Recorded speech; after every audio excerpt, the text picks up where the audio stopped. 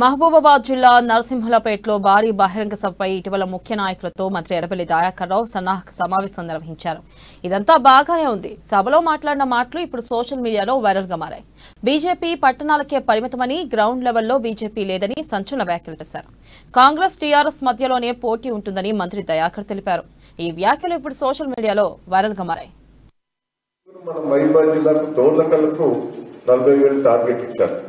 మేము టార్గెట్ ఏమి ఇవ్వలేదు. మేము 40,000 తీసుకొస్తామని రెడ్డి నాయక్ గారు, కవిత గారు మీ అందరూ కూడా చెప్పారు. కూడా కోరేది ఈ మీటింగ్ కూడా ఒక ఛాలెంజ్. మనం ఎందుకంటే మన భవిష్యత్తు కూడా దీని మీద ఆధారపడి ఉంటుంది. ఉండొచ్చు కొంత గ్రామాలలో కొద్దిగా కోపాలుంటాయి, తాపాలుంటాయి, కానీ నేను మన పార్టీ ముఖ్యం. ఈ పార్టీని మనం కాపాడుకోకపోతే అందరి భవిష్యత్తు కూడా దెబ్బతింటుంది. నేను మిమ్మల్ని అందరినీ కూడా కోరేది ఒకటే.